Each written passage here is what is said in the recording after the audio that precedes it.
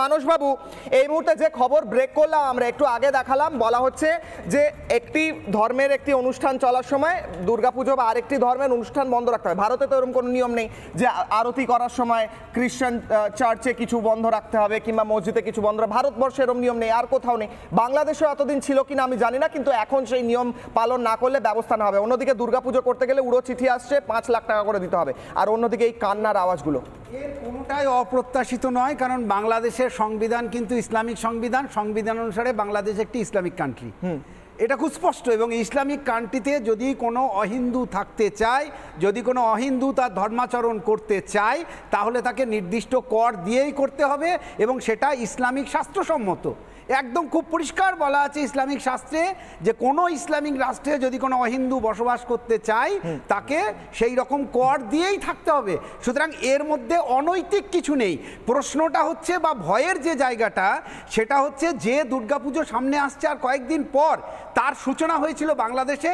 রাজশাহীর কাছে একটি জায়গা আছে, সেখানে তাহেরপুরের জমিদার কংসনারায়ণ এবং তার ছেলে দেবীনারায়ণ, তারা মিলে বাংলাদেশ থেকে এই দুর্গাপুজোর সূচনা হয়েছিল। তারপরে সেটা সারা পশ্চিমবঙ্গে, এখন যেটা পশ্চিমবঙ্গ, সেখানে ছড়িয়ে পড়ে। সেখানেই দুর্গাপুজো আজকে সংকটের মুখে পড়েছে। কিন্তু এটাও ঘটনা যে আজকে যে অত্যাচার হচ্ছে, এটা নিয়ে কোনো অবাক হবার কারণ নেই, কারণ এটা প্রথম নয়। যদি পরপর দেখো, গান্ধারী, তার বাবা সুবলা, আফগানিস্তান পুরোটাই সনাতন সংস্কৃতি ছিল, পুরোটা মৌলবাদীদের দখলে চলে গেছে। পুরোটাই গান্ধারীর রাজত্ব ছিল, সনাতন সংস্কৃতি। গোটা মহাভারতে যত জায়গার নাম আছে তার মধ্যে অজস্র জায়গা আফগানিস্তানের, সেটা মৌলবাদীদের দখলে চলে গেছে। পাকিস্তান মৌলবাদীদের দখলে চলে গেছে। বাংলাদেশ মৌলবাদীদের দখলে গেছে। কেন যাচ্ছে? মানে আমরা ইরানি বালিকা যেন মধুচারিণী, একটা ফুটফুটে মেয়েদের দেশ, নজরুলের কবিতায় আছে। এখন এই মৌলবাদীদের দখলে যাওয়াটাকে আমরা আটকাতে পারছি না কেন? তার কারণ হচ্ছে এই যে, আমি রাধারমণ প্রভু এখন শুনছেন কিনা জানি না, তিনি কৃষ্ণের ভক্ত। তার কাছে আমার অনুরোধ, কৃষ্ণ গীতাতে বলছে তস্মাৎ তমুত্তিষ্ঠ যশল অবশ্য জিত্বা শত্রুন ভৈক্যমপি অলোকে। 35 লক্ষ ইস্কন ভক্ত আছে বাংলাদেশে। আমি নিজে বহুবার বাংলাদেশে গেছি। আমি এবছর বাংলাদেশের কান্তজিউ মন্দিরে 50,000 লোক নিয়ে গীতা পাঠের আয়োজন আমি করেছিলাম ভারত থেকে গিয়ে। কেন 35 লক্ষ লোক নিয়ে এই রাধারমণ প্রভুর মতো লোকেরা রাস্তায় নামছেন না? আশ্রমে বসে বসে জ্ঞান দিয়ে লাভ হবে না। আপনি দুর্গার হাত থেকে অস্ত্র কেড়ে নেবেন, দিয়ে পদ্ম ফুল ধরিয়ে দেবেন, প্যান্ডেলে জুতোর প্যান্ডেল করবেন কলকাতায়, দিয়ে বলবেন যে কেন সনাতনীরা রক্ষা পাচ্ছে না। আপনি কৃষ্ণের সুদর্শন চক্র কেড়ে নেবেন, দিয়ে তার হাতে বাঁশি ধরিয়ে গোপীদের সঙ্গে নাচিয়ে দেবেন, দিয়ে বলবেন কৃষ্ণের মন্দির কেন ভাঙছে। আপনি শিবের ত্রিশূল কেড়ে তার হাতে গাঁজার খোলকে ধরিয়ে দেবেন, দিয়ে বলবেন কেন শিব মন্দির ভাঙছে। দেবতাদেরকে তার স্বরূপে ফেরান, প্রত্যেক সাধু সন্ত রাস্তায় নামুন, সনাতন ধর্ম রক্ষা পাবে। আর সনাতন সংস্কৃতি যদি রক্ষা না পায়, তাহলে কিন্তু বাংলাদেশ, পাকিস্তানে যেরকম গণতন্ত্র নেই, সমাজতন্ত্র নেই, শিল্পীদেরকে কাটা হচ্ছে, মাজার ভাঙা হচ্ছে। মানে একা বিপদ কিন্তু হিন্দুদের নয়। বাংলাদেশে লালন শাহর মাজার ভাঙা হচ্ছে, একের পর এক মাজার ভাঙা হচ্ছে, সেখানকার শিল্পীরা বিপদে আছে, সবাই বিপদে আছে। মানসবাবু, আমি ছোট্ট করে একবার উত্তর নেব। রাধারমণ প্রভু, মানসবাবু বলছেন ইসকনের ভক্তরা, অন্যান্য সাধু সন্তরা রাস্তায় নামুন, রাস্তায় নামছেন। ইনফ্যাক্ট আমি আজকে 9টার শোতে আমরা দেখাবো কিভাবে বাংলাদেশের হিন্দুরা একজোট হয়ে তারা প্রতিবাদ করছেন, প্রতিরোধ করছেন, কিন্তু আরো জোরালো হওয়া উচিত। আপনারা কি এরকম কিছু প্ল্যান করছেন, রাধারমণ প্রভু? বাংলাদেশের স্থিতি খুব খারাপ আছে। আমাদের, আপনারা দেখেছেন অনেক ব্রহ্মচারী, ওরা আমাদের যে বাংলাদেশের হেড আছেন, উনিও সবাই রাস্তায় রয়েছে। বাংলাদেশে এরকম সিচুয়েশন আছে কি যদি হিন্দু আলাদা আলাদা থাকবে তাহলে ওরা শেষ করে দেবে। সেই জন্য এখন সবাই ইউনাইটেড আছে, ওরা ইউনাইটেডলি ফাইট করছে। কিন্তু কথা হচ্ছে কি, কতদিন একসঙ্গে আমরা হাত ধরে থাকতে পারবো?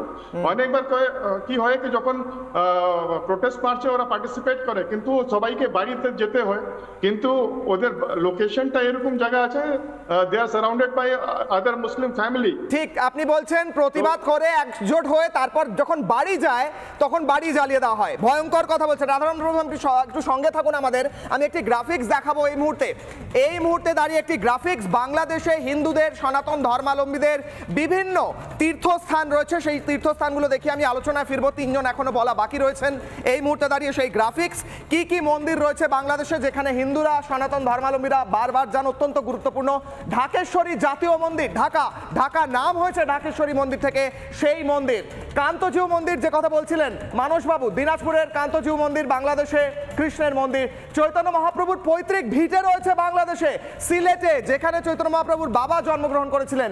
আদিনাথ মন্দির রয়েছে কক্সবাজারে, তারই সঙ্গে সঙ্গে রয়েছে চন্দ্রনাথ মন্দির সীতাকুণ্ড, এখানে কদিন আগে হামলা হয়েছিল সংখ্যালঘুদের ওপর, বাংলাদেশের হিন্দুদের ওপর।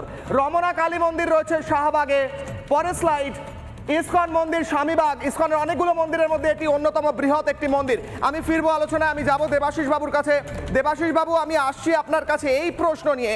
শুধুমাত্র বাংলাদেশ তো নয়, বাংলাদেশ 1 নম্বর কোশ্চেন আমার, বাংলাদেশের হিন্দুদের ওপর অ্যাটাক বা সেখানে সংখ্যালঘুদের ওপর অ্যাটাক আমার 1 নম্বর কোশ্চেন। আমার 2 নম্বর কোশ্চেন, শুধুমাত্র বাংলাদেশ নয়, আমরা দেখলাম ইউএসএতে স্বামীনারায়ণ মন্দিরের গায়ে লিখে দেওয়া হলো বিভিন্ন কুরুচিকর মন্তব্য। আমরা দেখলাম তিরুপতিতে সেখানে প্রসাদের মধ্যে এমন কিছু মিশিয়ে দেওয়া হলো, গোমাংসের তেল, শূকরের তেল। একটা কি সুচারু পরিকল্পনা চলছে বাংলাদেশ সহ গোটা বিশ্ব এবং ভারতবর্ষে? একমাত্র টার্গেট হচ্ছে সনাতন ধর্মাবলম্বীরা, কি মনে করেন? দেখুন, আমি যদি স্পষ্ট কথা বলি, মানে একদম পুরো নিউট্রাল কথা যদি বলি, তাহলে বাংলাতেই বলি, তালি এক হাতে বাজে না। দেখুন, কলকাতার বুক থেকে একদম পুরো কৃষ্টি সম্পন্ন, খুব কালচার চিফ মিনিস্টার বুদ্ধদেব বাবু, উনি তাসলিমা নাসরিনকে তাড়িয়ে দিলেন কলকাতার বুক থেকে। এবং ভারতবর্ষে যেই ধরনের সেকুলারিজম, সুডো সেকুলারিজম চলছে, আমরা জানি মালদা মুর্শিদাবাদের জেলা শাসকরা ইতিমধ্যেই নির্দেশ, আজকে থেকে নয়, প্রায় 10 বছর 12 বছর পুরনো, সংখ্যালঘুদের যেখানে সংখ্যাগরিষ্ঠতা, মানে মুসলমান এলাকা মালদা মুর্শিদাবাদ, সেখানে দুর্গাপূজা কমিটিগুলোতে কোনো লোকাল মৌলবী বা কোনো মাদ্রাসার কাউকে রাখতে হবে বাধ্যতামূলকভাবে। পুজো কমিটির মধ্যে 1-2জনকে মুসলমানকে রাখতে হবে মালদা মুর্শিদাবাদ। এ তো ইন্ডিয়াতে হচ্ছে।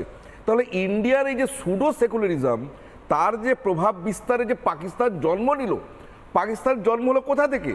কংগ্রেসের এই সেকুলারিজমের রাজনীতি থেকে, মুসলিম লীগের কাছে আত্মসমর্পণের মধ্যে থেকে। তারপরে স্বাধীনতার পর থেকে একটা সহজ প্রশ্ন আমি জিজ্ঞেস করি, as a student of politics, দাদারা আছেন রাজনীতিবিদ এখানে আছেন, 1971 বাংলাদেশ ক্রিয়েশনের পরে সিমলা চুক্তির আলোচনা কি কেউ এখন করি? আমরা জানি আদৌ সিমলা চুক্তি কি? সিমলা চুক্তি কি ছিল? কোথায় হাওয়ায় ভেপার হয়ে গেল? তারপরে 93,000 পাকিস্তানি সোলজারদের কোন আনন্দ আটখানায় তাদের পাকিস্তানে রিটার্ন দিয়ে দেওয়া হলো?